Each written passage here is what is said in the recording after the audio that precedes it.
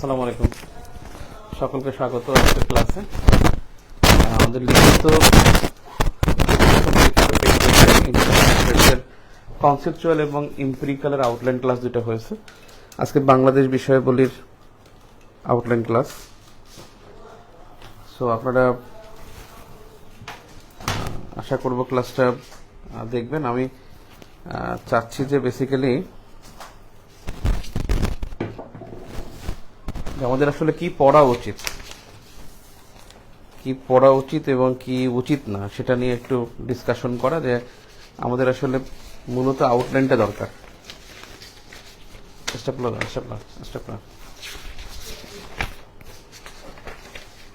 আমার ক্লাসটা একটু লেট হয়েছে, আই এম সরি।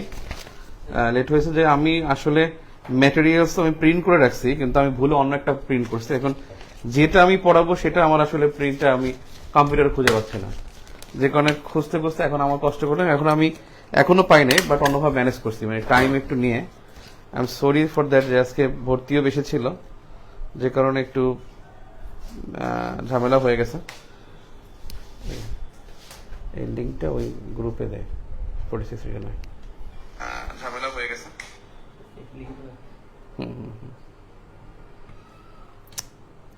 এখনকার ফেসবুক এত থার্ড ক্লাস হয়ে গেছে। ওকে,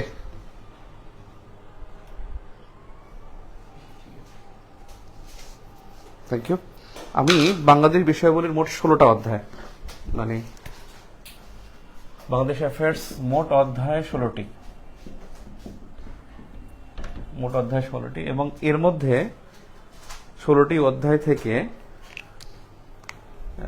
লাইট ঠিক আছে কেন,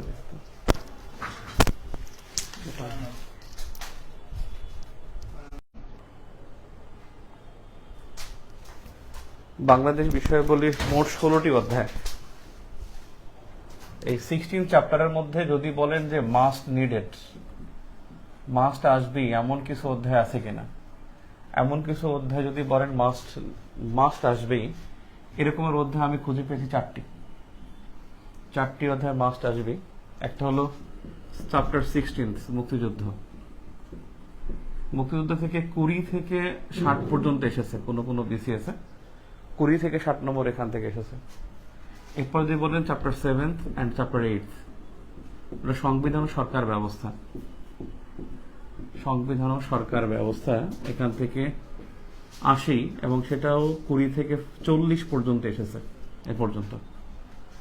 আর একটা যদি বলেন চ্যাপ্টার 9, সেটা হলো মানে বাংলাদেশের ইন্টারন্যাশনাল অ্যাফেয়ার্স, অর্থাৎ বাংলাদেশের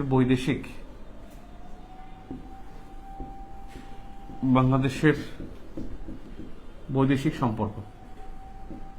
অধ্যায়টার নাম ডিরেক্ট যদি বলি, অধ্যায়ের নাম সেটা হলো বাংলাদেশের বৈদেশিক নীতি সম্পর্ক না, বাংলাদেশের বৈদেশিক নীতি। প্রত্যেকবারই এখান থেকে আসছে। 4টা চ্যাপ্টার হলো মাস্ট নিডেড এবং মাস্ট বি ফলোড, এই অধ্যায় 4টা।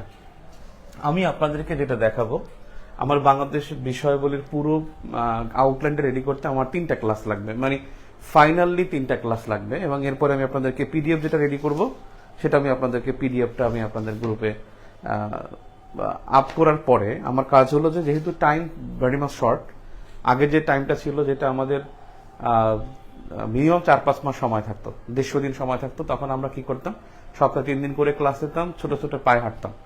মানে ইউ নেভার নো আমার যে প্ল্যান, এবং আমি যেই প্ল্যানটা রেডি করতেছি, আশা করি যে যদি আল্লাহ আমাকে সুস্থ রাখে, এবং আনবিলিভেবল একটা সাউন্ড নাই নাকি, হোয়াট ইজ দিস সাউন্ড? কোনো প্রবলেম না, সাউন্ড প্রবলেম হওয়ার কথা না। সাউন্ড কোনো প্রবলেম কিনা প্লিজ, হয় না, কষ্ট হয় কিনা, হলে তো ভালো। সাউন্ডের কোনো প্রবলেম আছে কিনা প্লিজ?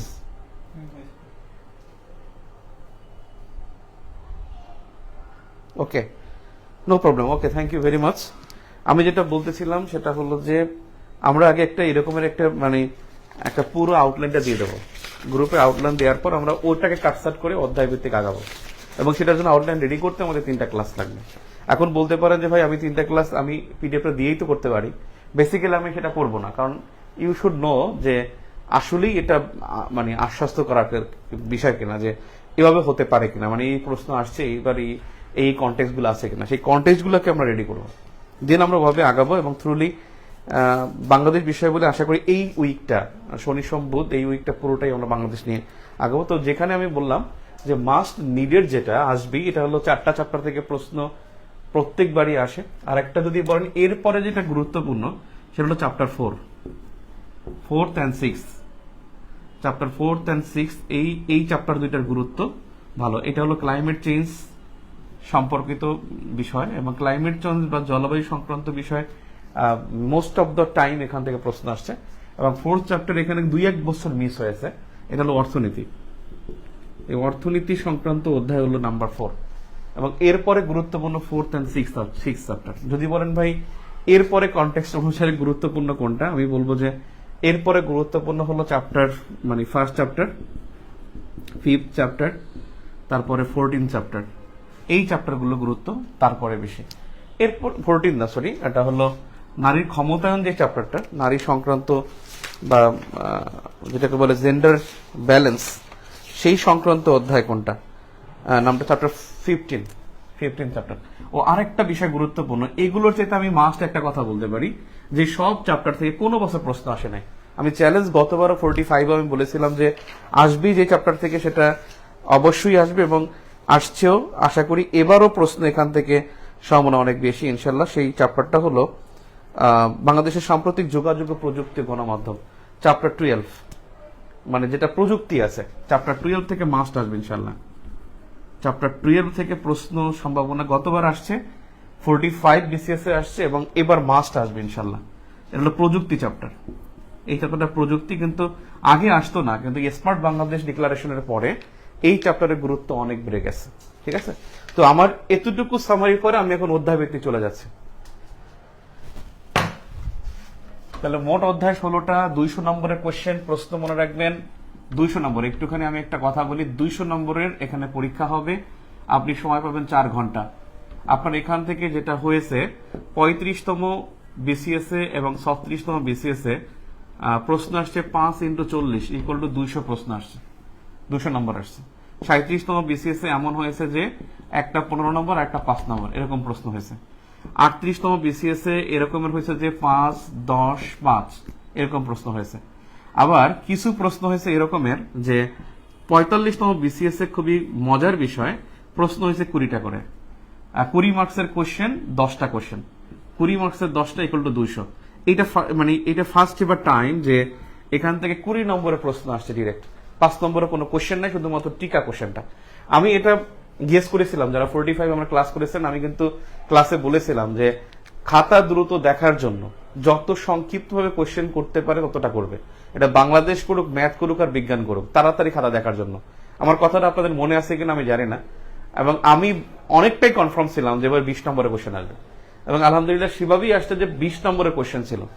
আমার মনে হয় এবার তো 1 বছর বিসিএস কি না করে আল্লাহ জানে, যে দেখা গেল যে 20 নম্বরের কোশ্চেন দিল না দিয়ে 40 নম্বরে 2টা অ্যাডজাস্ট করে দিয়ে দিল যে 45, 200, এভাবে হতে পারে, বলা যায় না কি হবে। এবং আমাদের এখানে প্রত্যেকটা মানে ইয়া নিয়ে আমাদের প্রস্তুত থাকতে হবে, মানসিক প্রস্তুতি গ্রহণ করতে হবে। তো ব্যাপারটা হলো যে এমন ছিল যে 40 নম্বরের কোশ্চেন, 5 নম্বরের কোশ্চেন 40টা ছিল, এবং আমি আমার মনে আছে 35 বিসিএস এ আমি 35 বিসিএস এ আমার বাংলাদেশ বিষয়াবলী পরীক্ষার আগে আমি এতটুকু কনফার্ম হয়ে গেছিলাম যে বাংলাদেশ ইন্টারন্যাশনাল এমন কোন কোশ্চেন আসবে না যেটা হয়তো আমার একেবারে আননোন, যে আমি এক কলমও বসাতে পারবো না। আমি একটা এই করেই গেছি যে ইনশাল্লাহ যা আসুক আমি প্রশ্ন ধরে ধুমাইয়া লিখবো। এবং আমি একটা প্ল্যান করেছিলাম যে 5 নম্বরের কোশ্চেন 6 মিনিট টাইম, 10 নম্বরের কোশ্চেন 12 মিনিট টাইম। আমি ওই ভাগ দিছিলাম, টোটাল মার্কসকে আমি পুরো টাইমকে ভাগ করেছিলাম, যে 15 নম্বরের কোশ্চেন যদি আসে 18 মিনিট টাইম, 20 নম্বরের কোশ্চেন হলে 24 মিনিট টাইম। এভাবে আপনার আগাতে হবে। আপনার এখানে শুধুমাত্র সময়ের খেলা, পৃষ্ঠা ডাজেন্ট ম্যাটার মাছ। আপনার 20 নম্বরের কোশ্চেন 24 মিনিট লিখতে হবে, 24 মিনিটের মধ্যে লেখা শেষ। আলহামদুলিল্লাহ আমি সত্যি কথা বলে আমি 84 পৃষ্ঠা লিখেছিলাম। কারণ আপনি বলবেন চাওয়াবাজি মনে হয়, আমাদের সময় A4 সাইজ ছিল, আমাদের সময় লিগাল পেজ ছিল না। A4 সাইজে এটা 84 পেজ হলে লিগাল পেজে এটা 60 বা মোর 50 প্লাস, এরকম 50 to 60 পেজ হবে। তো 84 পেজ লিখছিলাম এবং আমার এটা মনে আছে স্পষ্ট যে আমার ঘন্টা পড়া শেষ, লেখা শেষ, আমার লেখা এবং দেখা শেষ, মানে লেখা শেষ, এরপর আমি সেলাই মাস্কারা করে নিয়েছি, এবার দেখতেছিলাম, তারপর আমার বন্ধু আসার মধ্যে নিয়ে গেছে এবং আমি এখানে 143 পেয়েছিলাম এবং আমার এটা মনে হয়েছিল যে আমি এখানে 150 পাবো, যে আমাকে ইনজাস্টিস করা হয়েছে 7 নম্বর। আমি 143 পেয়েছিলাম। এখানে বাংলাদেশ বিষয়বলি ইন্টারন্যাশনাল অ্যাফেয়ার্সে আপনি ভালো লিখলে মার্কস পাবেন ইনশাল্লাহ, পাওয়ার সম্ভাবনা অনেক বেশি, এখানে পাওয়ার সম্ভাবনা, মার্কস পাওয়ার সম্ভাবনা অনেক বেশি।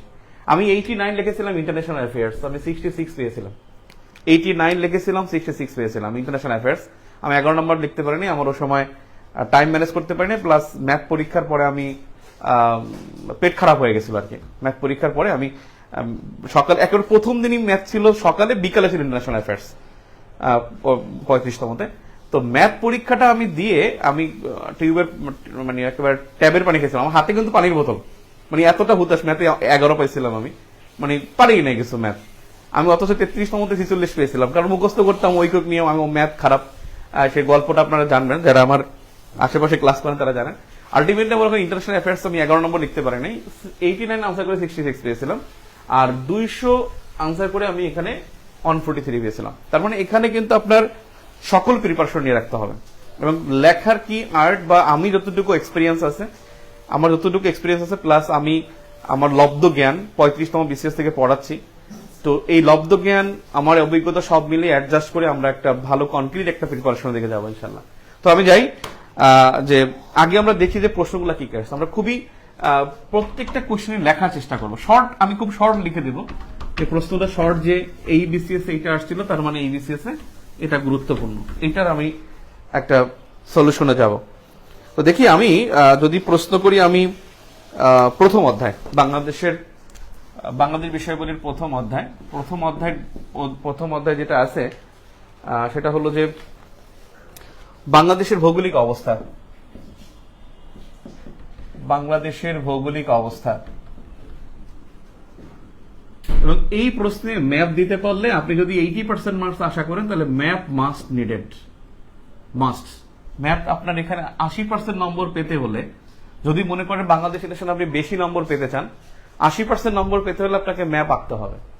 ম্যাপ ছাড়া আপনি 160 পাবেন বা 80% নম্বর পাবেন, 5-এ 4 পাবেন, 10-এ 8 পাবেন, এটা সম্ভব না। কারণ এই ভৌগোলিক অবস্থায় একেবারে মাস্ট বি নিডেড, এবং সেটা হলো যে আপনার ম্যাপ আঁকতে হবে এই অধ্যায়টা, মানে এই অধ্যায়ের প্রশ্নে ম্যাপ আঁকার জন্য কি যেটা করবেন, আপনি দেখবেন ভূগোল দ্বিতীয়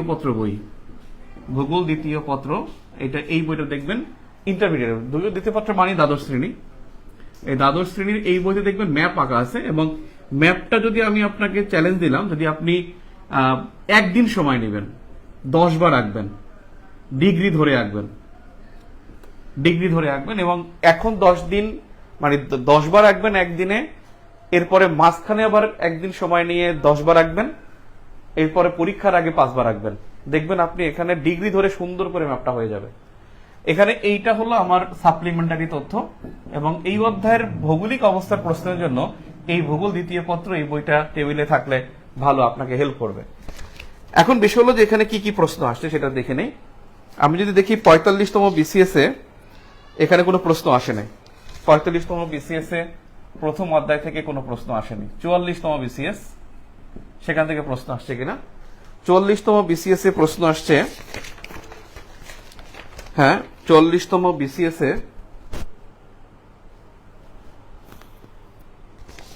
আরে 44তম বিসিএস এ প্রশ্ন আসছে 20 নম্বর।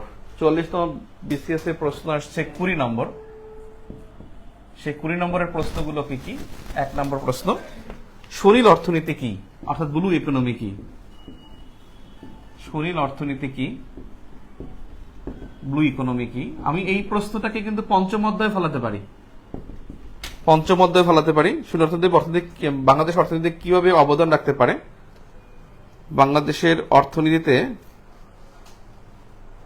44তম বিসিএস এ, হ্যাঁ 40তম, হ্যাঁ বাংলাদেশের অর্থনীতিতে কিভাবে অবদান রাখতে পারে, ডিডি অর্থনীতিতে সুনীল অর্থনীতি কিভাবে অবদান রাখতে পারে?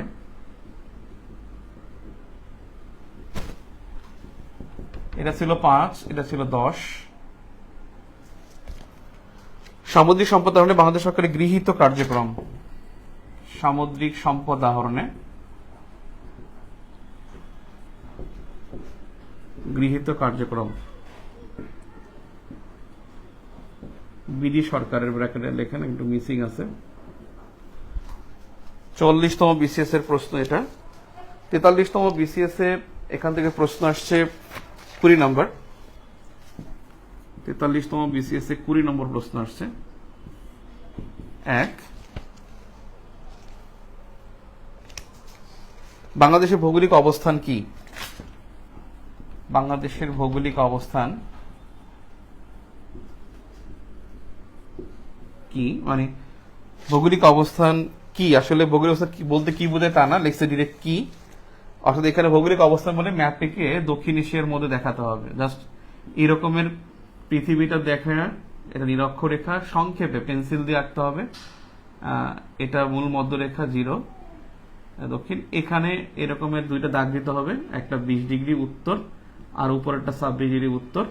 এখানে দুইটা দাগ দিতে হবে, এটা 88 ডিগ্রি পূর্ব দ্রাঘিমা রেখা, এটা 92 ডিগ্রি পূর্ব দ্রাঘিমা রেখা। এই জায়গাটা বাংলাদেশ, জাস্ট একটু মেনশন করে দিতে হবে।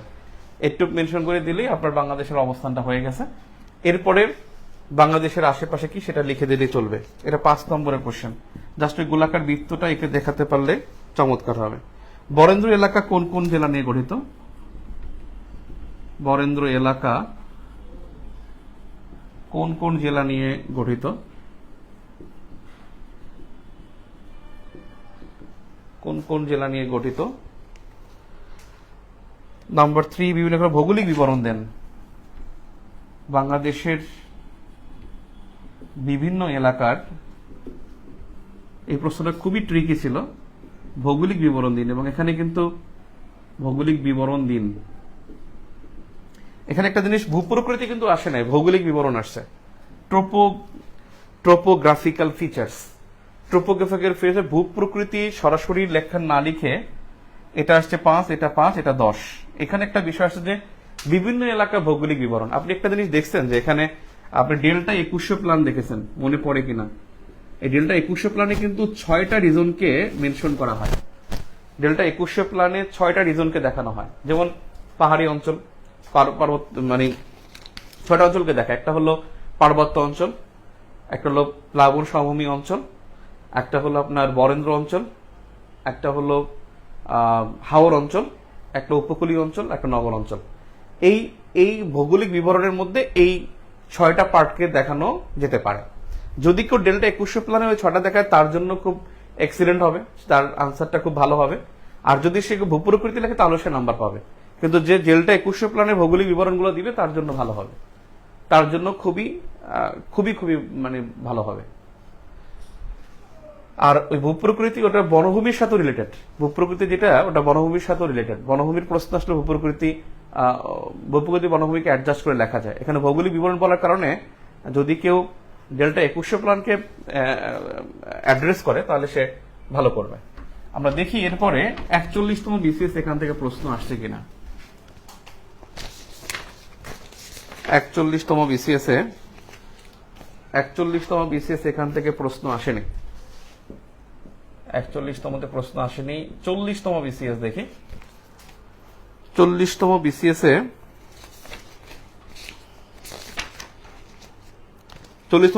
20 নম্বর আসছে।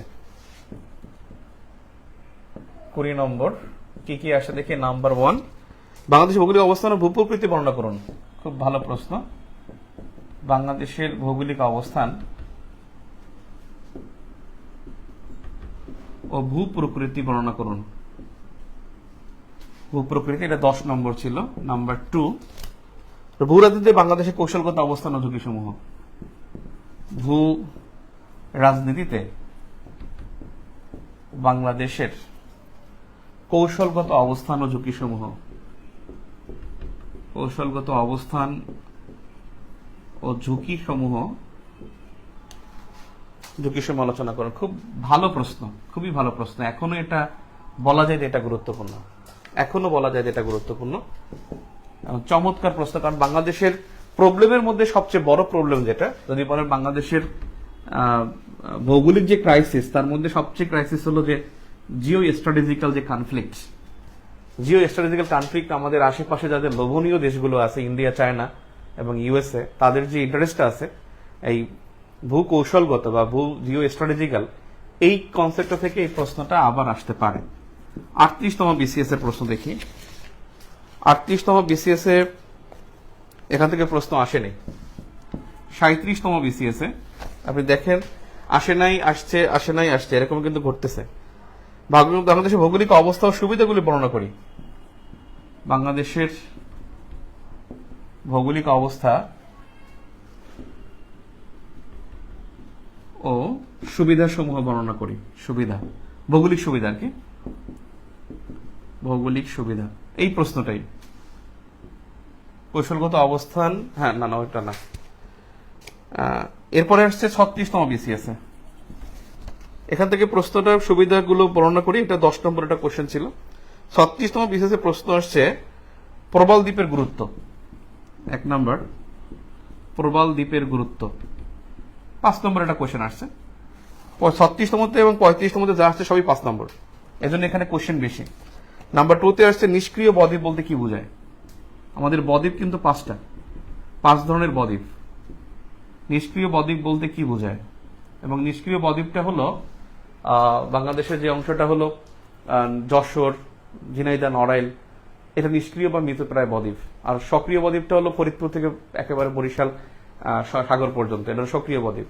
আর স্রোতস বদ্বীপটা হলো সুন্দরবন। আর পরিণত বদ্বীপটা হলো যে সুন্দরবন এবং হলো যশোর এর মাঝখানে যে অংশটা, খুলনা, গোপালগঞ্জ, তারপর হলো আপনার নড়াইলের কিছু অংশ, বাগেরহাট, সাতক্ষীরার উপর অংশটা, এরা হলো আবার পরিণত বদ্বীপ। এই বদ্বীপ 5 ধরনের। নাম্বার 3 যেটা, নাম্বার 3 আসছে এখান থেকে বরেন্দ্র অঞ্চল ও বরেন্দ্র জাদুঘরের গুরুত্ব বর্ণনা করুন। আমি সংক্ষেপে লিখতেছি, বরেন্দ্র অঞ্চল ও বরেন্দ্র জাদুঘর, জাদুঘরের গুরুত্ব বর্ণনা করুন। এখান থেকে 3 5 15, 5 × 3। আর 35তমতে আসছে মাত্র 5 নম্বর। 35তমতে 5 আসছে মাত্র, সেটা হলো রার জনপদের গুরুত্ব। আটকে গেছে না? রার জনপদের সংক্ষিপ্ত বিবরণ, এটা আমার মনে আছে, আমি ম্যাপ এঁকে দেখাইছিলাম। রার জনপদের সংক্ষিপ্ত বিবরণ, সংক্ষিপ্ত বিবরণ। রার জনপদটা যে বাংলাদেশটাকে এঁকে আমি এখানে দেখাইছিলাম, যেটা বাংলাদেশের উত্তর পশ্চিম অঞ্চলের বাইরে, এখানে রার অঞ্চল ছিল, যেটা বাংলাদেশের মধ্যে না, প্রাচীন বাংলার মধ্যে ছিল। এই হলো আপনার হিস্ট্রি এই অধ্যায়ের। এখন দেখেন এই হিস্ট্রির মধ্যে আপনার কোন বিষয়গুলো গুরুত্বপূর্ণ। দেখেন আমি যদি বলি, আপনি একটা জিনিস আমি এখান থেকে যদি বলি, সেটা হলো বাংলাদেশের ভৌগোলিক অবস্থান মাস্ট আপনাকে জেনে যেতে হবে। একে 5 নম্বরের কোশ্চেন, জাস্ট যদি আপনি ম্যাপটা এঁকে যদি দেখেন, অথবা যদি পুরো গ্লোবাল বিশ্বটাকে যদি ওরিয়েন্টাল অঞ্চল দেখেন তাও হবে, লিখে দিতে হবে ওরিয়েন্টাল অঞ্চল দক্ষিণ এশিয়া, এটা লিখতে হবে। বাংলাদেশ ইন্ডিয়ান প্লেটে অবস্থিত, সেটাও লিখতে হবে। কিন্তু আপনি ভৌগোলিক অবস্থানের ক্ষেত্রে আপনি অক্ষরেখা, দ্রাঘিমাংশ, অক্ষাংশ, এরা এই ছবিটা এঁকে জাস্ট উপরে কিছু কথা, নিচে কিছু কথা, আর বাংলাদেশের উত্তরেকে, পূর্বকে, পশ্চিমেকে, দক্ষিণেকে, সেটা যদি আলাদা করে একটা ম্যাপ আঁকা যায় তাহলে আরো ভালো। আপনি এখানে 6 মিনিট টাইম পাবেন, 6 মিনিট কিন্তু একেবারে আহামরি কম শব্দ, মানে কম সময় না, অনেক সময়।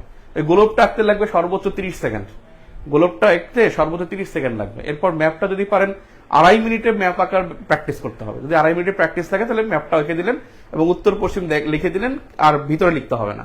ম্যাপ আঁকলে কি হবে, আপনার এখানে প্রেজেন্টেশনটা সুন্দর হবে, ফোকাসটা হবে এবং সবার চোখের নজরটা রাইটারের ওই দিকে যাবে। যদি বাংলাদেশের ম্যাপটা এঁকে দেন তাহলে সুন্দর হবে। তাহলে আমি দেখেন এখানে একটা সামারিতে আসি, আমি তারপরে লিখে দিচ্ছি যে কি কি এখান থেকে পড়া উচিত। নাম্বার 1 যদি বলি, বাংলাদেশের ভৌগোলিক অবস্থা পড়তে হবে। একেবারে কনভেনশনাল যে বিষয়টা বা প্রচলিত বিষয়, ভূপ্রকৃতি পড়তে হবে। 3 নম্বরে যে বিষয়টা গুরুত্বপূর্ণ, সেখানে এখানে এই অধ্যায়ের মধ্যে নো চেঞ্জ, এখানে কিছু কিছু অধ্যায় আছে আপনার চেঞ্জ হবে, এবং জুন মাসে যখন বাজেট প্রকাশ হবে, ইকোনমিক রিভিউ প্রকাশিত হবে, তখন অনেক ডেটা চেঞ্জ, পুরো চেঞ্জ। চ্যাপ্টার 4 আপনি ধরতেই পারবেন না। জলবায়ু পরিবর্তনে কিন্তু পুরোপুরি এই অর্থনীতি সমীক্ষার যে জলবায়ু পরিবর্তন অধ্যায়টা আছে তার সাথে রিলেটেড। অর্থনৈতিক সমীক্ষা যদি কেউ পড়ে, সে কমপক্ষে মানে 40-50% তার বাংলাদেশ বিষয়গুলি ওকে হয়ে যাবে। কারণ ওখানে প্রত্যেকটা অধ্যায় কিন্তু আলাদা আলাদা, পরিবেশ অধ্যায় আলাদা, ওখানে অর্থনীতি অধ্যায় আলাদা, শিল্প অধ্যায় আলাদা, ওখানে দেখবেন আপনার নারীর ক্ষমতায়নও ওখানে আলাদা করে আলোচনা করা আছে, সামাজিক নিরাপত্তা, দারিদ্র্য বিমোচন, টেকসই উন্নয়ন, এরকম আলাদা আলাদা চ্যাপ্টার আছে। 19টা চ্যাপ্টার আছে। 19টা চ্যাপ্টারের মধ্যে অনেকগুলো চ্যাপ্টারই আমাদের সিলেবাসের সাথে যায়, এই জন্য ওগুলো ইকোনমিক রিভিউর সাথে আপনি অ্যাডজাস্ট করতে পারবেন, কিন্তু ভৌগোলিক অবস্থানের সাথে ওগুলো সম্পর্ক একেবারেই নাই। তো দেখেন এখানে আমি বলছিলাম প্রথমত ভৌগোলিক অবস্থান, ভূপ্রকৃতি, থার্ড যেটা বলছিলাম সেটা হলো যে বাংলাদেশ যে বদ্বীপ, এই বদ্বীপের বৈশিষ্ট্যগুলো। আমি যে কয়টা বদ্বীপ বললাম, 5টা বদ্বীপ জেনে যাব, যে কোনো একটা আসলে যেন আমি ধাপ করে লিখতে পারি। এরপরে যেটা হলো যে বাংলাদেশের ভূকৌশলগত ঝুঁকি এবং সুবিধা, এটা ইন্টারন্যাশনাল অ্যাফেয়ার্সে লাগবে 7ম অধ্যায়। এই প্রশ্নটাই আবার এই অধ্যায়েরই, মানে এই বাংলাদেশেরই আবার 9ম অধ্যায় আপনি লিখতে পারবেন। 9ম অধ্যায় যেটা বাংলাদেশের বৈদেশিক নীতি, সেখানেও লেখা যাবে। আবার বাংলাদেশের যে ভৌগোলিক কিছু ঝুঁকি আছে, বাংলাদেশের ভৌগোলিক ঝুঁকি, এখানে বন্যাপ্রবণ এলাকা, এখানে হলো আপনার লবণাক্ত পানি ঢুকে যাচ্ছে, তারপরে সমুদ্রের পৃষ্ঠের উচ্চতা হচ্ছে, নদী ভাঙন এলাকা, তারপরে হলো এখানে আপনার পানির স্তর কমে যাচ্ছে, অনেক মানে আন্তঃনদী সংযোগ প্রকল্প নিয়ে সমস্যা আছে, হাইড্রোডিপ্লোমেসির সমস্যা আছে, বর্তমানে আবার হিট ওয়েভ আসছে। তো সবকিছু মিলিয়ে এখানে ভৌগোলিক কিছু ঝুঁকি আছে। আমার মনে হয় এবছর ঝুঁকিটাই বেশি গুরুত্বপূর্ণ, সুবিধা অনেক। আমরা এখানে সুবিধা হলো যে আমাদের এখানে ভূমি উর্বর, আমাদের এখানে মানে পানির প্রাচুর্যতা, মিষ্টি পানি, পৃথিবীর অনেক দেশে এত মিষ্টি পানি নাই, পৃথিবীর ম্যাক্সিমাম দেশে লবণাক্ত পানি বা পানির উৎস নাই, আমাদের প্রচুর পরিমাণে এখানে মিষ্টি পানি। আমরা এখানে মাছ উৎপাদনে আমরা তৃতীয়। আমাদের এখানে ভৌগোলিকভাবে অনেক কিছু আমাদের কিন্তু শক্তিশালী দিক আছে, কিন্তু আমাদের আবার ঝুঁকিও আছে। শক্তিশালী এবং সুবিধা এবং ঝুঁকি এটাও পড়তে হবে। এরপরে যেটা আছে যে এখান থেকে আপনি মনে রাখবেন যে কিছু প্রশ্ন একেবারে পিলি থেকে আসবে, বরঞ্চ অঞ্চলের গুরুত্ব এটা আলাদা করে লিখে পড়তে হয় না। আপনার প্রশ্ন আসছে প্রবাল দ্বীপের গুরুত্ব, এটা আলাদা করে নোট করে পড়ার কোনো বিষয় না। কারণ আপনি প্রবাল দ্বীপ পড়বেন, আগামী বছর চলে আসবে আপনার দেখা যাবে যে প্রবাল দ্বীপ আসে নাই, দেখা যাবে যে আপনার জন্য চলে আসবে যে কাকড়াচরের গুরুত্ব অন্য একটা চলে আসবে। সো এইটা প্রিপারেশন আমরা নিতে পারবো না। তো এই কয়েকটা একটা হলো যে আমাদের জন্য বেশি গুরুত্বপূর্ণ আরেকটা বিষয় হলো যে ব্লু ইকোনমি। এই জন্য ব্লু ইকোনমির বিষয়টা আমাদের পড়তে হবে। তার মানে আমি এখন সামারি রেডি করি যে আমাদের আসলে কোন কোন বিষয়গুলো এখান থেকে প্রথম অধ্যায়ের জন্য মাস্ট আমরা দেখব ইনশাআল্লাহ। যে প্রশ্নগুলো অতীতে আসছে সেগুলো আমরা দেখলাম, এখন দেখে আমাদের জন্য করণীয় কি।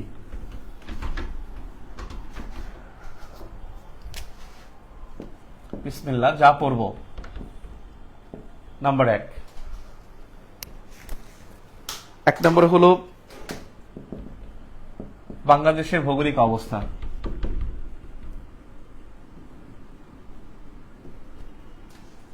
2 নম্বর হলো বাংলাদেশের ভৌগোলিক অবস্থান ও এর সুবিধা ও ঝুঁকিসমূহ, বিশেষ করে ভূকৌশলগত ঝুঁকি। নাম্বার 3 বাংলাদেশের ভূপ্রকৃতি। নাম্বার 4 বাংলাদেশের বদ্বীপ সমূহ ও এর বৈশিষ্ট্য।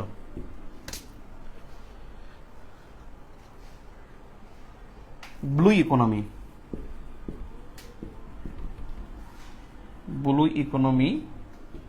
ও এর গুরুত্ব,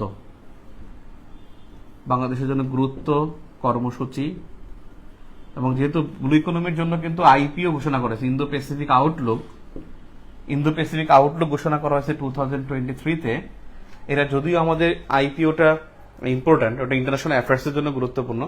ব্লু ইকোনমি তো আপনার পড়ে যেতেই হবে। ব্লু ইকোনমি কিছু কনসেপ্ট আছে, ব্লু ইকোনমি, গুড গভর্নেন্স, টেকসই উন্নয়ন, এগুলো সবসময় পড়ে যেতে হয়। পর্যটন, আবার বলি ব্লু ইকোনমি, টেকসই উন্নয়ন, পর্যটন, গুড গভর্নেন্স, এগুলো রচনায় আসে, এসেতে আসে, কম্পিটিশনে আসে, ইন্টারন্যাশনাল আসে, বাংলাদেশে আসে। এইসব হলো চিরসাম্প্রতিক। এই চিরসাম্প্রতিক ইস্যুগুলো আপনার সবসময় পড়ে রাখতে হবে। তার মানে ব্লু ইকোনমি এর গুরুত্ব এবং এর কর্মসূচি, কি কি কর্মসূচি গ্রহণ করছেন, সেখানে আইপিওর একটা শর্ট ডিসক্রিপশন থাকবে, কিন্তু আইপিওর একটা বিগ ডিসক্রিপশন ইন্টারন্যাশনাল অ্যাফেয়ার্সে আসতে পারে।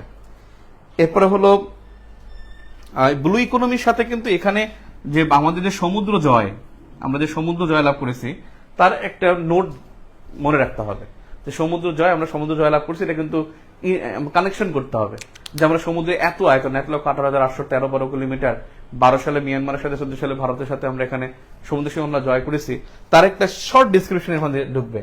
আপনি ব্লু ইকোনমির মধ্যে সমুদ্র জয় এবং যদি আইপিও না লেখেন তাহলে উত্তরটা ইনকমপ্লিট থেকে যায়। আমি আপনাকে একটা জিনিস বলছি যে কিছু কিছু বিষয় আছে আপনি সবই লিখতে পারবেন, কিন্তু ওই টার্মিনোলজি গুলো না থাকলে কিন্তু আসলে প্রশ্নের উত্তরটা তারা মনে করে যে আসলে কিছু মিসিং আছে, কিছু মিসিং আছে। আমি আগের ক্লাসে বলেছিলাম, আপনাদের মনে করতে পারেন কিনা দেখেন, আপনি ভাই বাংলাদেশ ভারতের সীমান্ত সমস্যা নিয়ে বলছেন, কিন্তু সেখানে আপনার ল্যান্ড বাউন্ডারি এগ্রিমেন্ট বা এলবিএ 1974 নাই, তাহলে এখানে কিছু মিসিং আছে। আপনি ধরেন নারী অধিকার নিয়ে লিখছেন, সেখানে সিলো সনদটা নাই, তার মানে কিছু মিসিং আছে। আপনি ক্লাইমেট চেঞ্জ নিয়ে অনেক লিখছেন, কিন্তু অনেক পড়ছেন, কিন্তু এখানে রিও কনফারেন্স 1992 নাই, তার মানে মিসিং আছে। টেকসই উন্নয়ন নিয়ে অনেক কিছু আলোচনা করছেন, বাট জোহানেসবার্গ সামিট 2002 যেখানে টেকসই উন্নয়নের কথা বলা আছে এটা নাই, তার মানে একটু মিসিং আছে। এখানেও যদি আপনি ব্লু ইকোনমি লিখছেন কিন্তু আপনি সমুদ্র জয়টা নাই, তার মানে মিসিং আছে। আপনি ইন্দো প্যাসিফিক আউটলুক 2023 তে যেটা ঘোষণা করছে এটা নাই। আপনি যখন খাতা দেখবেন সেই মনে করবে যে কি জানি এটা ঘোষণা করছিল না, ইন্দো প্যাসিফিক কি জানি, এটা কই, ওটা নাই, তার মানে মনে করবে যে এখানে উত্তরটা নাই। আমি একটা গল্প বলি, গল্পটা এরকমের, এটা আগের ক্লাসও বলছি যারা 30-45 দিয়েছেন। গল্পটা এরকমের ছিল যে আমি এরকমের গল্পটা ছিল যে রাজশাহীতে গিয়েছিলাম আমি। রাজশাহী নিউ গভর্নমেন্ট ডিগ্রি কলেজের একজন প্রফেসর, নাম আমার এখন মনে নেই, অনেক মোসলা ছিল, মোচ ছিল এবং চোখ দুটো বড় বড় আর ছোট্ট চিকন চশমা, যে কলমের মধ্যে ঢুকায় যে চশমাটা, তো এটা 2016-17 এর কথা। তো আমি রাজশাহী শাখার আমাদের পরিচালক আমার আইকন প্লাসে, আমার অ্যাডমিশন কোচিং আইকন প্লাস, সেখানে গেছিলাম কি যেন একটা কাজে। তখন সেই ভাই আমাকে ওখানে নিয়ে গেছে, তো ওনার একটা কাজ স্যারের সাথে, তো স্যার খাতা দেখতেছিল। খাতা দেখে নিয়ে একটা প্রশ্নে উনি 2 মার্কস দিয়েছিলেন। প্রশ্নটা 2 মার্কস দিয়েছেন, এটা আমি দেখছি যে 2 দিয়েছেন। এখন কি খাতা দেখছে, কার খাতা, কোন পরীক্ষার খাতা আমি জানি না। তো উনি কি করছেন, উনি চোখ অনেক বড় বড় এবং চিকন চশমা পড়তেন, তা উনি এরকম করে তাকাইতো, মানে ভয়ানক চেহারাটা একটু ভয়ানক এবং খুব ভরাট কণ্ঠ। তখন আমরা বসে আছি দুজন, বসে থাকার পর হচ্ছে যে দেখে খাতা দেখে উনি এবার কি করছেন, রিপিট করতেছেন। রিপিট করে তিনি একটা নামের নিচে আন্ডারলাইন করেছেন, যে ওখানে নাম্বার লিখেছিলেন ডক্টর মমতা ব্যানার্জি। এবং ডক্টর মমতা ব্যানার্জি তখন আসলে বেশ 15, 16, 17 বেশ আলোচিত নাম, বাংলাদেশের জন্য আরো আলোচিত, তিস্তা চুক্তি টুক্তি নিয়ে। তখন তিনি এই ডক্টর মমতা ব্যানার্জির নিচে দাগ দিলেন। দাগ দিয়ে উনি বলছেন যে মমতা ব্যানার্জি কি ডক্টরেট করা, খুব জোরে বলছেন, মমতা ব্যানার্জি কি ডক্টরেট করা, মানে ভরাট কণ্ঠ নিয়ে বলছেন। আমি তো তাকাই আছি, আমি তো মানে ভয়ে মানে তাকে জি স্যার, জি স্যার, মানে সে যে কথা বলছে তাকে আমি জাস্ট রেসপন্স করছি জি স্যার। আর জি স্যার বলছে, সে কি মনে করছে কে জানে, সে আন্ডারলাইন করে সে টিক দিয়ে এখানে এই 2 কেটে পাস দিচ্ছেন। দ্যাট মিনস এটা বোঝা গেল যে তিনি কোশ্চেনের মধ্যে নামটা খুঁজতেছিলেন। অর্থাৎ কিছু কিছু বিষয় আছে যে টার্মিনোলজি গুলো যদি না থাকে তাহলে আপনার কিন্তু এখানে একটু মিসিং থাকে। আপনার পার্সোনা নন গ্রাটা প্রশ্নটা আসছে, পার্সোনা নন গ্রাটা এটা আপনার কোথায় আছে, ভিয়েনা কনভেনশন 1961 আছে। এই আপনি এখানে সব বিবরণ দিলেন, বাট ভিয়েনা কনভেনশন 1961টা নাই। দ্যাট মিনস এটা যদি থাকে তাহলে প্রশ্নের একটা পূর্ণাঙ্গ একটা কনসেপশন আপনার, মানে পূর্ণাঙ্গ একটা মাইন্ডসেট হবে। আর যদি এটা শব্দটা না থাকে তাহলে মাইন্ডসেটটা কিন্তু থাকবে না। আপনি অনেক পৃষ্ঠা লিখছেন, বাট এরকমের কিছু টার্মিনোলজি না থাকলে উত্তরটা হবে না। তো এই জন্য বললাম যে এখানে সমুদ্র সীমা জয় এবং ব্লু ইকোনমির মধ্যে ইন্দো প্যাসিফিক আউটলুক রাখতে হবে। এবং আমি বললাম চির সাম্প্রতিক বা চির একটা গুরুত্বপূর্ণ কয়েকটা টপিক, যে টেকসই উন্নয়ন, গুড গভর্নেন্স, ব্লু ইকোনমি, পর্যটন শিল্প, এগুলো রচনায় এসে বাংলাদেশ ইন্টারন্যাশনাল সব জায়গায় এখানে আসে। এরপরে আমি দেখি নাম্বার 6। নাম্বার 6 যদি বলি, এখানে যদি ভৌগোলিক বিষয় বলছে সেটা হলো যে আমি এটা আগে আমি গুরুত্ব দেই নাই, এখন আমি গুরুত্ব দেব, সেটা হলো বাংলাদেশের জলবায়ুর বৈশিষ্ট্য। বাংলাদেশের জলবায়ুর বৈশিষ্ট্য, কারণ ভৌগোলিক বিষয়ের সাথে জলবায়ুর একটা সম্পর্ক আছে। এই জন্য জলবায়ুর বৈশিষ্ট্যটা মানে শর্ট পড়ে যেতে হবে, কারণ এখানে একটা হিট ওয়েভ চলছে, যার জন্য এখানে একটু পড়ে যেতে হবে। আমি যদি এখানে ইম্পর্টেন্স খুঁজি, আমার কাছে যদি বলা হয় এখানে পড়ার মতো বিষয় হলো নাম্বার 5 আর নাম্বার 2, এই দুইটা হলো পড়ার মতো বিষয়। আর এটা তো পড়তে হয় ভৌগোলিক অবস্থা, সেজন্য ভূপ্রকৃতি না পড়ে গেলে আবার কেমন হয়, এই হলো বিষয়। 3 নম্বর স্টার হলো 2 এবং 5, এই দুইটার স্টার 3টা করে স্টার। তাহলে আমি প্রথম অধ্যায়টা দেখলাম এবং এটা দেখলাম যে তিনটা বিসিএস এ আসে নাই, 38তমতে আসে নাই, 45তমতে আসে নাই, 41তমতে, হ্যাঁ 41তমতে আসে নাই। এই তিনটা বিসিএস এ প্রশ্ন আসে নাই, আর বাকি 6টা বিসিএস এ প্রথম অধ্যায় থেকে প্রশ্ন হয়েছে। আমি এখন দেখি অধ্যায় দ্বিতীয় ও তৃতীয়, এই দুইটা অধ্যায়, দ্বিতীয় এবং তৃতীয় অধ্যায়। আমি আপনাদেরকে একটু বলে রাখি, আপনাদের আমার যে রিটেন ব্যাচ 2050 টাকায় এই কোর্সের এটা 15 তারিখ পর্যন্ত আমি বৃদ্ধি করছি, এই নোটিশ আপনারা পাবেন। এবং আমি চাইবো যে আপনারা যদি ভর্তি হন দ্রুত ভর্তি হয়ে যাবেন, আমার আর কোনো ব্যাচ শুরু হবে না, আর কোনো ব্যাচ হবে না। এই ব্যাচে যত দেরিতে ভর্তি হবেন তত বেশি রেকর্ড ক্লাস করতে হবে। আর যদি ভর্তি না হন তাদের ভীষণ ভিন্ন কথা, আর পরে কোনো ব্যাচ হবে না। সো 15 তারিখ পর্যন্ত 2050 টাকার এই ফিটা, এরপরে 2250 টাকা ফি হয়ে যাবে 15 তারিখ পরে ইনশাল্লাহ। আর ভর্তি এখানে এখনো যেমন 45তম রিটেন ব্যাচ এখনো ভর্তি হয়, ওই যে রেকর্ড ব্যাচ থাকে, রেকর্ড ক্লাস মনে করে এখনো তারা ভর্তি হয়। ভর্তি আপনি যে কোনো সময় হতে পারবেন, এবং গ্রুপটা আজীবন থাকবে, ক্লাসগুলো আজীবন রেকর্ড থাকবে, এই হলো বিষয়। এবং মাত্র 2050 টাকায় 300 নম্বরের কোর্স, এবং এটা খুব অ্যামেজিং একটা আপনাদের জন্য একটা অ্যামেজিং একটা সুযোগ। সো এটা আপনারা রিসিভ করতে পারেন ইনশাল্লাহ। তো দ্বিতীয় এবং তৃতীয় অধ্যায়ে আসি। দ্বিতীয় এবং তৃতীয় অধ্যায় এবং ভর্তির জন্য আপনারা 017706868 এই নম্বরে যোগাযোগ করলে হবে। ফোন ধরতে না পারলে মেসেজ দিবেন। এবার আসি নাম্বার 2। এখানে হচ্ছে কি, আমি দ্বিতীয় এবং তৃতীয় অধ্যায় একত্রে লিখতেছি, কারণ এখানে জনসংখ্যা এবং সংস্কৃতি দুইটার সাথে একই সাথে রিলেটেড, এই জন্য আমি আলাদা করি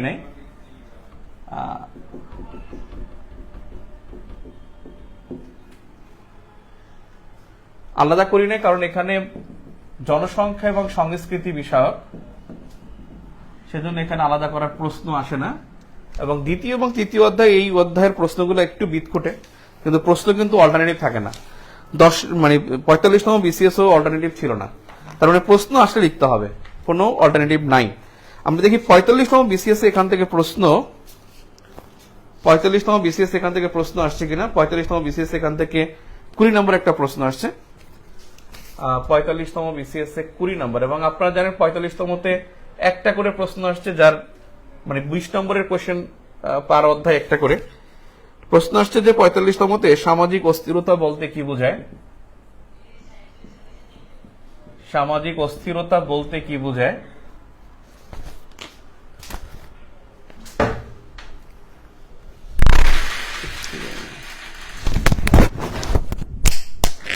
লাগাতো আপনার কে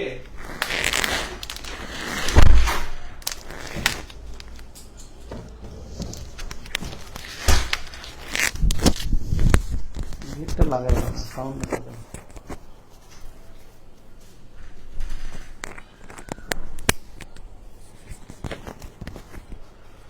দেখি সামাজিক অস্থিরতা বলতে কি বোঝায়। সামাজিক অস্থিরতা বৃদ্ধির কারণ ও প্রতিকার, কারণ ও প্রতিকার।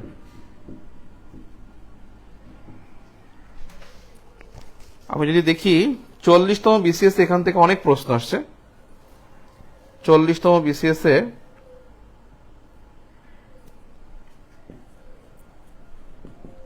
40 নম্বর প্রশ্ন আসছে, 40 নম্বর দুইটা অধ্যায় থেকে আসছে। 40 নম্বর আসছে যে বাংলাদেশ সমতল ভূমিতে বসবাসকারী ক্ষুদ্র জাতিসত্তার পরিচয়। বিডি সমতল ভূমিতে, খুব দ্রুত লিখবেন, কারণ আপনাকে কিন্তু 21 ঘন্টা টানা লিখতে হবে 5 দিনে।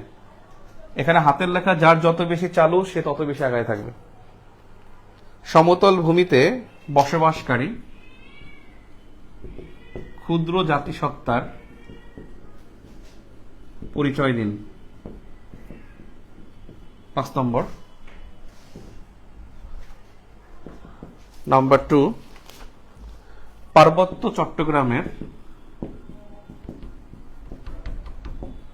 ক্ষুদ্র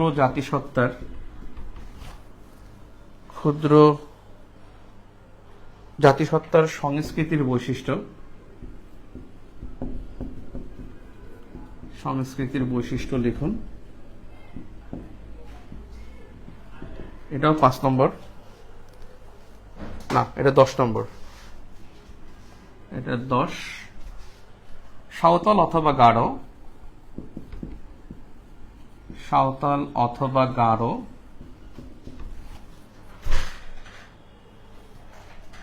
গারোর জীবনাচরণ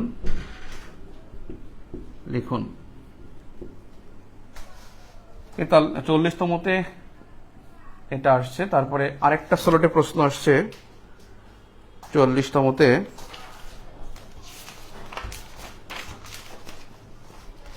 প্রত্নতাত্ত্বিক নিদর্শন বলতে কি বোঝায়?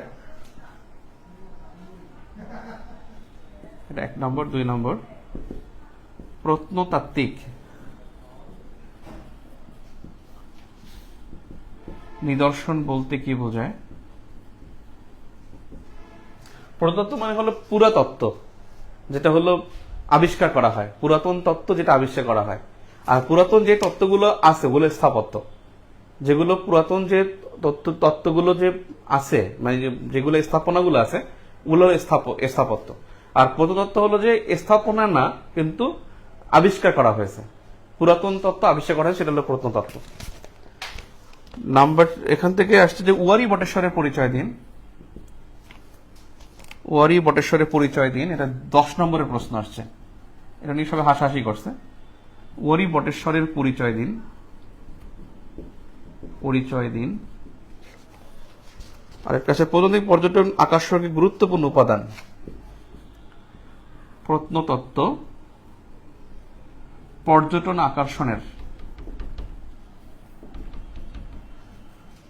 আকর্ষণের গুরুত্বপূর্ণ উপাদান। গুরুত্বপূর্ণ উপাদান ব্যাখ্যা করুন।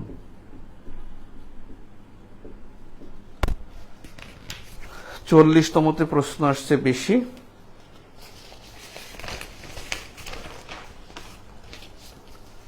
43তমতে যে আসবে প্রশ্ন, এটা আমরা একেবারে কনফার্ম ছিলাম যে 43তমতে প্রশ্ন আসবে, কারণ 43তম পরীক্ষাটা যখন হয় তখন জনশুমারি প্রকাশ করা হয়। 20 নম্বর আসছে। 1, জনশুমারি কি? জনশুমারি কি? 2, ক্ষুদ্র নৃগোষ্ঠী বলতে কি বোঝায়? ক্ষুদ্র নৃগোষ্ঠী বলতে কি বোঝায়? মানে যেসব জাতিগোষ্ঠীর আদিবাস অন্য দেশে এবং তাদের ক্ষুদ্র অংশের বসবাস বাংলাদেশে, তারা হলো ক্ষুদ্র জনগোষ্ঠী। নাম্বার 3 প্রশ্ন আসছে যে বাংলাদেশ জাতিগত সাংস্কৃতিক বৈচিত্র্য বর্ণনা করুন। বাংলাদেশের জাতিগত ও সাংস্কৃতিক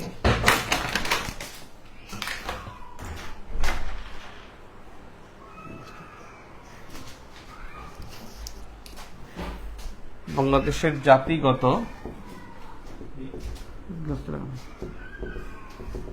ও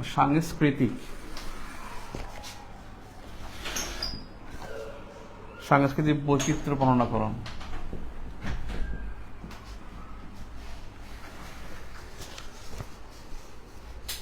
কুড়ি নম্বর আসছে। এখান থেকে 41তম বিসিএস ও কোশ্চেন আসছে। 41তম বিসিএস এ 20 নম্বর আসছে। এটা 10, 5, 5। তবে এবার 46তমতে আপনাদের কিন্তু জনশুমারির বৈশিষ্ট্য পরীক্ষা আসতে পারে, কারণ জনশুমারি থেকে মাত্র 5 নম্বরের কোশ্চেন হয়েছিল। আমরা দেখছেন এবারও আপনাদের পিডিতেও তো কিন্তু জনশুমারি থেকে প্রশ্ন হয়েছে। পিডিতে জনশুমারি থেকে যে প্রশ্নটা হয়েছে সেই প্রশ্নের নাম হলো আপনার জনশুমারি থেকে যে প্রশ্নটা হয় সেই প্রশ্নটা হলো যে আপনার জনসংখ্যার ঘনত্ব কত, মানে ঘনত্ব কম কোন বিভাগে। এখান থেকে যে প্রশ্ন আসছে এই প্রশ্নটা আসলে গুরুত্ব নাই। সামাজিক উন্নয়নে শিক্ষা সমাজ ও অর্থনীতির সম্পর্ক আর লেখার দরকার নেই, কারণ এই প্রশ্ন আর সেম প্রশ্ন আর সেম ভাবে রিপিট হওয়ার কোনো চান্স নাই। এইটা খুব গুরুত্বপূর্ণ। 2 নম্বর কোয়েশ্চেনটা এখনো গুরুত্বপূর্ণ। সেটা হলো বিপুল সংখ্যক জনগোষ্ঠীকে বিপুল সংখ্যক জনগোষ্ঠীকে মানব সম্পদে কিভাবে রূপান্তর করে অর্থনীতিতে ভূমিকা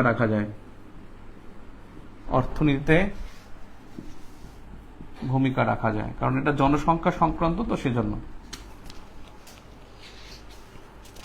43তমতে একটা প্রশ্ন, আমি দুঃখিত, আরেকটা প্রশ্ন আসছিল 43তমতে, যে ডেমোগ্রাফিক ডিভিডেন্ড 44তমতে আসছিল প্রশ্নটা, আমি দুঃখিত। 44তমতে 60 নম্বর আসছে, এখান থেকে 44তমতে 60 নম্বর আসছে। আরেকটা 16 যে প্রশ্নটা আসছে, ডেমোগ্রাফিক ডিভিডেন্ড বলতে কি বোঝায়? ডেমোগ্রাফিক, আমি টপিকটা লিখে রাখলাম, demographic dividend, very very important. আমরা যারা 41তমতে আমার ক্লাস করেছে, আমি এটা 41তম 43তমতে খুব ভালো করে পড়িয়েছিলাম, 44তমতে পড়িয়েছি, 44তমতে আসছে। ডেমোগ্রাফিক ডিভিডেন্ড বেসিক্যালি যে জনমিতিক লভ্যাংশ, এই টার্মটা খুবই গুরুত্বপূর্ণ, আর এখন তো আরো বেশি গুরুত্বপূর্ণ।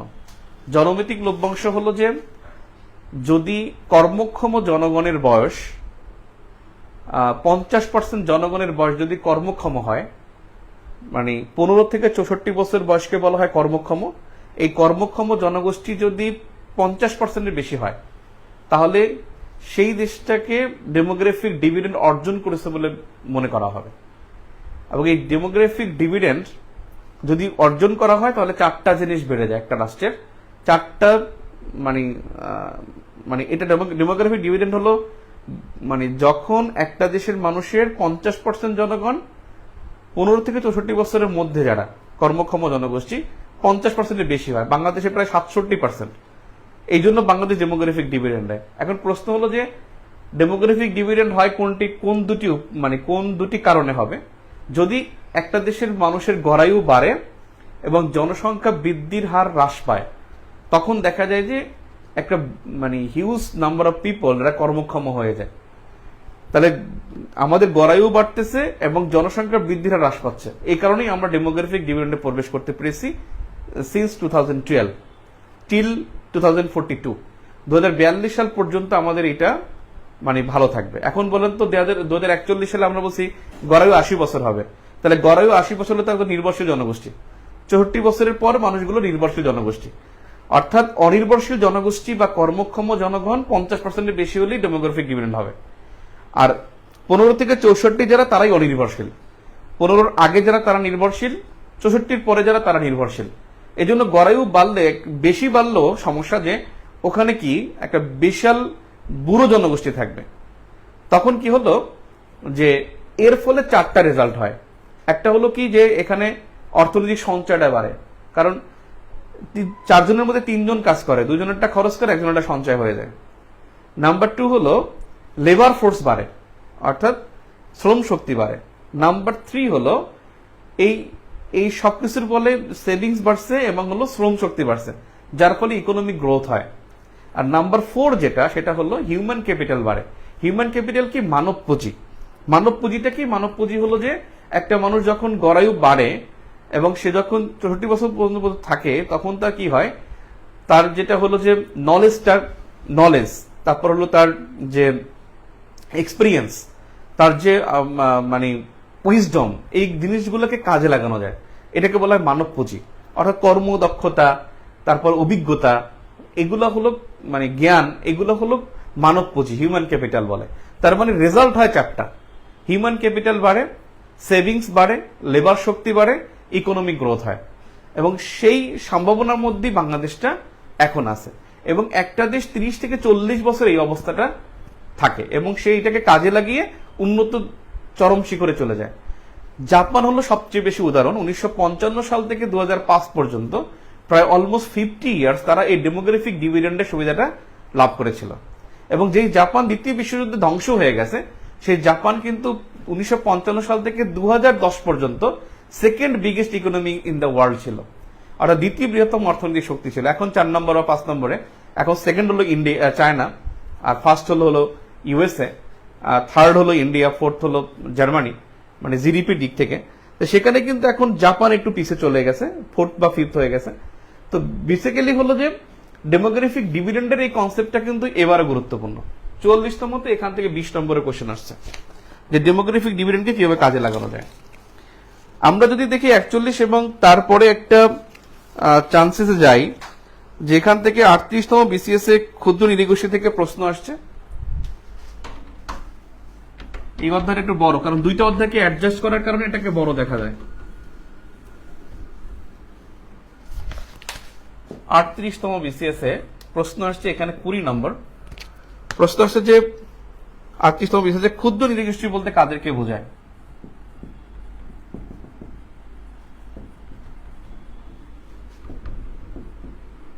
খুব রিদম নিয়ে ক্লাস করবেন। আপনি মনে রাখবেন যে আর পিলে টিকবেন কেন নিশ্চয়তা নাই, এরকমের একেবারে হার্ড অ্যান্ড সোল এবং সিরিয়াসলি ট্রাই করবেন, তাহলে দেখবেন আপনার জন্য বিশেষ জার্নিটা খুব ইজি হয়ে যাবে। বিডি সামাজিক ও অর্থনৈতিক উন্নয়নে, বিডি সামাজিক ও অর্থনৈতিক উন্নয়নে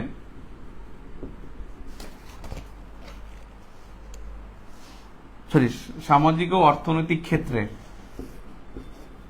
ক্ষেত্রে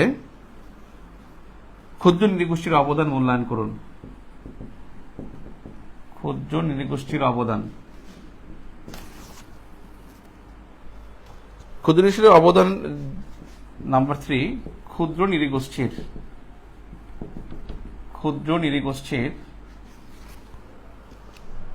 জীবনধারা উন্নয়নে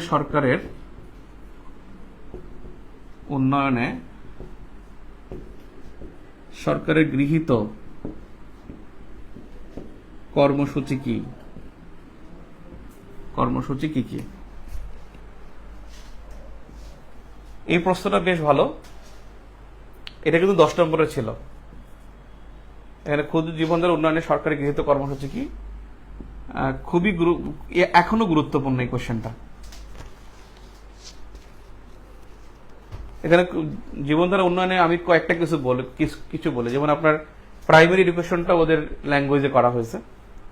তারপরে হলো এখানে যোগাযোগ ব্যবস্থার উন্নয়ন করা হয়েছে। আগে মোবাইল যোগাযোগ ছিল না, এখন টেলি যোগাযোগ হয়েছে। তারপরে হলো জজ আদালত ছিল না, এখন জজ আদালত হয়েছে। ওদের কিন্তু সামাজিক ভূমির বাইরে অন্য কোনো ভূমির মালিকানা ছিল না, সেটাও মানে অমিট করা হয়েছে। তারপরে হলো ওদের এখানে পার্বত্য ভূমি বিরোধ নিষ্পত্তি কমিশন করা হয়েছে। তারপরে হলো এখানে সিকিউরিটি বা নিরাপত্তা বিষয়টা দেখানো হয়েছে। এরপর হলো ওদের হলো যে পার্বত্য আঞ্চলিক পরিষদ এবং পার্বত্য স্থানীয় সরকার পরিষদকে শক্তিশালী করা হয়েছে।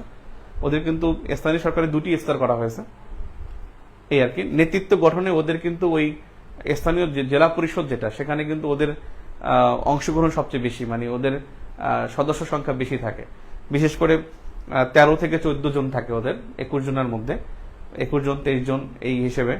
সেখানে ওদের কিন্তু সিংহভাগ ওদের জাতিগোষ্ঠী, অর্থাৎ এবং ওদের জন্য আলাদা একটা মন্ত্রণালয় আছে, যে পার্বত্য চট্টগ্রাম বিষয় মন্ত্রণালয়। এইসব বিষয়গুলো তুলে ধরতে হবে।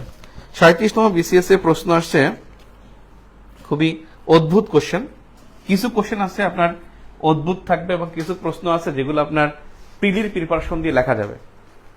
কিছু প্রশ্ন আছে যে প্রিলির প্রিপারেশন দিয়ে লেখা যায়। তো বিষয় হলো যে 37তম বিসিএস এ প্রশ্ন আসছে যে নরগোষ্ঠী ও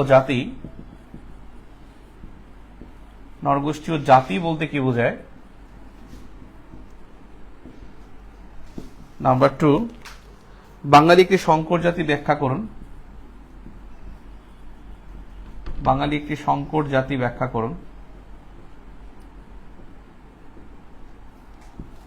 নাম্বার 3, চাকমাদের সামাজিক ও সাংস্কৃতিক জীবনের বর্ণনা।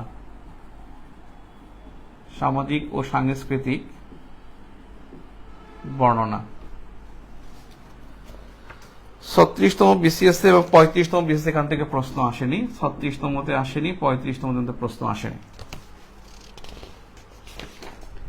এখন বিষয় হলো যে প্রথম 2বার কিন্তু এখান থেকে প্রশ্ন হয়নি। কিছু প্রশ্ন আছে এখান থেকে আপনার আদৌ দরকার নাই, মানে প্রিপারেশনের দরকার নাই। কিন্তু উপজাতি থেকে কিন্তু দেখেন প্রশ্ন কিন্তু যতবারই আসছে উপজাতি কিন্তু বা ক্ষুদ্র নৃগোষ্ঠী কিন্তু অন্তর্ভুক্ত করা আছে। তো সেক্ষেত্রে জনসংখ্যা থেকে প্রশ্ন আসলে আপনি এখানে একটা বিষয় নিতে পারেন, সেটা হলো সমাজবিজ্ঞান দ্বিতীয় পত্র যদি কারো কাছে বইটা থাকে, সমাজবিজ্ঞান দ্বিতীয় পত্র যারা দ্বাদশ শ্রেণীর, এখানে উপজাতি অংশটা যদি একটু পড়ে ফেলেন তাহলে খুব ভালো প্রিপারেশন হয়ে গেল। কারণ উপজাতি এখানে আসার সম্ভাবনা কিন্তু 80 থেকে 90%, যে এখান থেকে উপজাতি থেকে কোশ্চেন হতে পারে। এবং উপজাতির জন্য দ্বাদশ অধ্যায়ের যে প্রথম তৃতীয় চতুর্থ অধ্যায়, দ্বিতীয় তৃতীয় চতুর্থ অধ্যায়, ওখানে কিন্তু উপজাতি সংক্রান্ত একটা আলোচনা বা বিবরণ দেয়া আছে।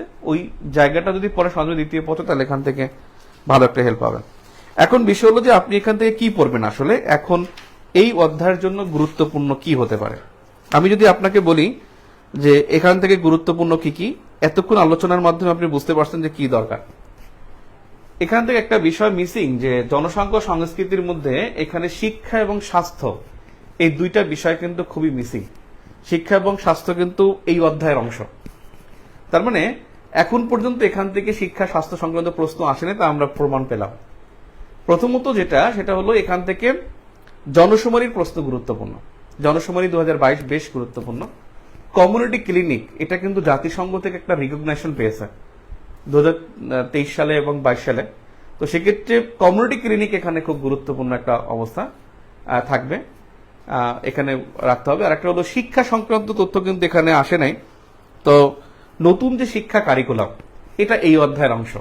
আমি বললাম যে বিগত কোশ্চেন আপনি দেখছেন, কিন্তু একেবারে মোস্ট ইম্পর্টেন্ট 2-3টা টপিক কিন্তু এর সাথে রিলেশন একেবারেই নাই।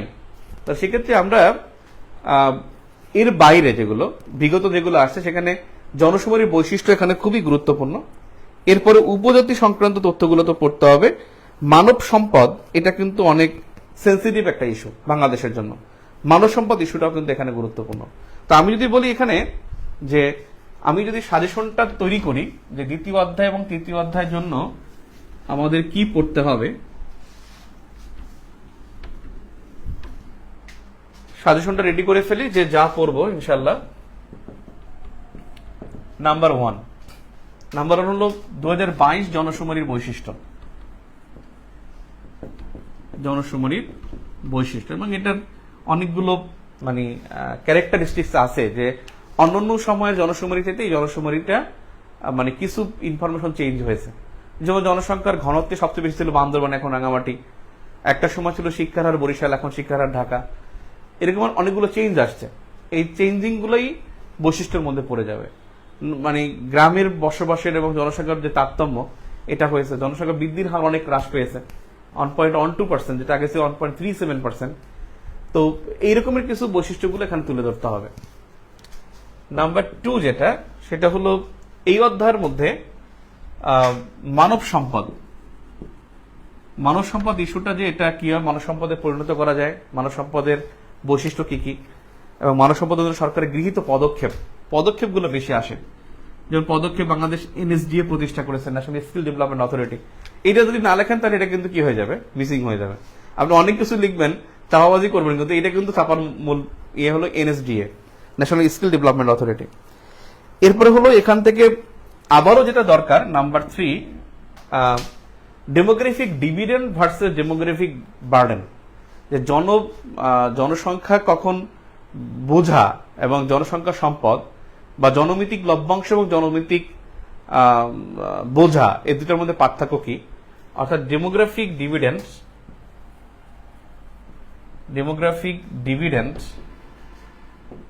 ভার্সেস ডেমোগ্রাফিক বার্ডেন,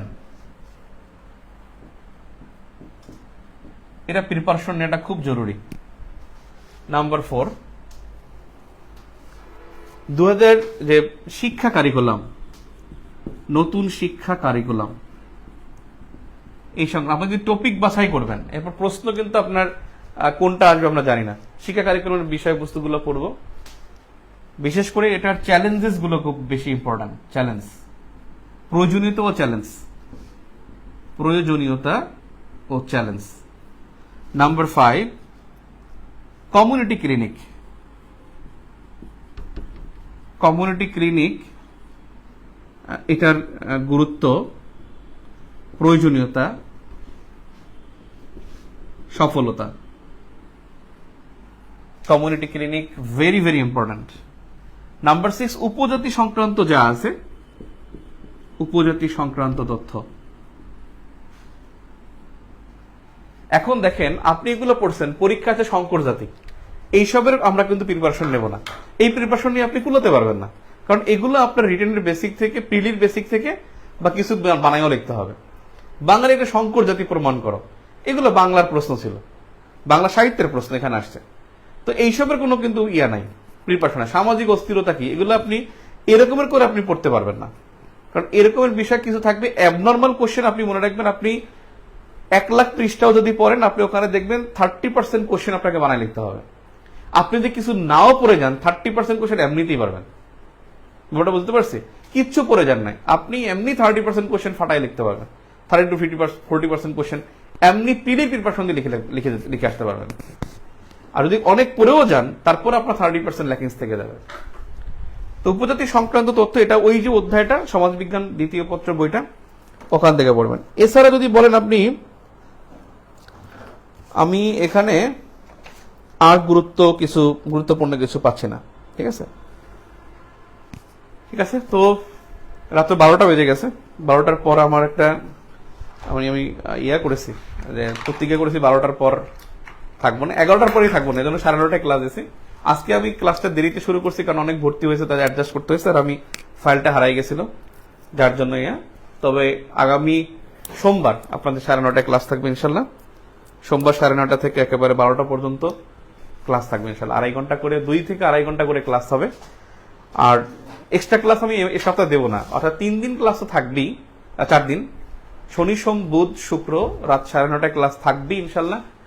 আর যেমন শনিবার সকালবেলা আমি সবার বন্ধ থাকে, শুক্রবার সকালবেলা বন্ধ থাকে, আমি এই সময় এক্সট্রা ক্লাস নেবো ইনশাল্লাহ, এবং খুব দ্রুত শেষ করার চেষ্টা করব। আর আপনাদের যে অফলাইনে পরীক্ষা হবে, ওইটার কোর্স ফি হলো, যারা রিটেন কোর্সে আছেন তাদের 1500 টাকা, আর যারা শুধু অফলাইন পরীক্ষা দিবেন ফার্মগেট এসে, তাদের জন্য হলো 2000 টাকা। এবং সম্পূর্ণ কর্ণফুলী কাগজ এবং A3 কাগজ, যেটা মানে লিগাল পেজে পরীক্ষা হবে, একেবারে পিএসসি কোশ্চেনের খাতার মতো ওই খাতায়, এবং ফ্লেভারটা ওরকম হবে, কোশ্চেন স্ট্যান্ডার্ড থাকবে এবং ভালো মূল্যায়ন হয়। সো আপনারা যদি অফলাইন পরীক্ষা দেন, ফার্মগেট যদি এসে পরীক্ষা দিতে পারেন, 13টা পরীক্ষা হবে, তাহলে আপনারা ল্যাকিংস গুলো বের করতে পারবেন। অধ্যায় ভিত্তিক পরীক্ষা, মডেল টেস্ট পরীক্ষা এগুলো হবে। সো সকলকে আহ্বান জানাবো, যারা আসলে প্রিলির রিটেন প্রিপারেশন নেবেন, সত্যি 46তম রিটেন পরীক্ষা সিরিয়াসলি দিবেন, তাদেরকে বলবো আমার কোর্সে অ্যাড হয়ে যেতে পারেন। এর চাইতে বেস্ট অপরচুনিটি পাবেন না। বাংলাদেশে কোনো প্ল্যাটফর্ম নাই যেখানে নাইম ভাইয়ের আপনি 60 থেকে 70টা বা তারও বেশি ক্লাস আপনি পাবেন ইনশাল্লাহ, এবং অনেক ভালো কিছু শিখতে পারবেন আশা করি। এইগুলো আপনার ভাইবাতেও কাজে লাগবে, পরবর্তী পিড়িতেও কাজে লাগবে এবং রিটেনও কাজে লাগবে। আমি খুবই স্টুডিয়াস, এবং এটা আমি খুব গর্ব করে বলি, আমি খুব পড়াশোনা করে ক্লাসে আসি। আমি পড়তে না পারলেই আমি একটু টাইমটা ঘুরাই দিই, যে 9:30 ক্লাস একটু 10টায়, কারণ আমি আধা ঘন্টা একটু পড়বো, ভালো একটা লেকচার দেবো। সো আপনারা ভালো কিছু পাবেন ইনশাল্লাহ। আমার আর একটাই সমস্যা, যে শিডিউল ফাঁসায়, এবং অনেক কমে গেছে এটা। 41তম তো অনেক ফাঁসাইতাম, এই ক্লাস 7টায় 10টায় এরকম ফাঁসাইতাম, তো এটা অনেক কমে গেছে ইনশাল্লাহ। অনেক প্রফেশনাল হয়ে গেছে, কারণ এখন বয়সও হয়ে গেছে, আর আগের মতো অন্যান্য কোচিংও আমি পড়াই না, শুধুমাত্র অনলাইনে পড়াই। সো আমার মনে হয় বেস্ট সার্ভিসটা পাবেন, এবং যারা ক্লাস করেছে তাদের কাছে জিজ্ঞেস করে নাইম ভাই ক্লাস কেমন। এবং পরীক্ষার সময় একটা কথা আমি সবসময় বলছি, যে পরীক্ষার সময় মানে কলম থামবে না ইনশাল্লাহ। নাইম ভাইয়ের প্রত্যেকটা মানে কথাগুলো আপনার মাথা খালি বাজবে, এবং দেখবেন ধুমায়া কলম চলতেছে। যারা ক্লাস করবেন, আমি চ্যালেঞ্জ সে কমপক্ষে 90% ইফোর্ট মানে অ্যাপ্লিকেশনটা আপনি পরীক্ষার হলে খাতায় দিতে পারবেন। ঠিক আছে, তো সকলকে অসংখ্য ধন্যবাদ, এবং আপনাদের আমার 1000-এর উপরে হয়ে গেছে, এবং আপনাদের এই রেসপন্সের কারণে আমি আসলে কৃতজ্ঞ। মানে এত কম টিকিয়েছে রিটেনে, এবং তার মধ্যে একটা হিউজ নাম্বার অফ অ্যাপ্লিকেন্টস বা candidates are involve here. Very much optimistic and very much grateful to you. আলহামদুলিল্লাহ, এটা আসলেই সত্যি অভাবনীয়।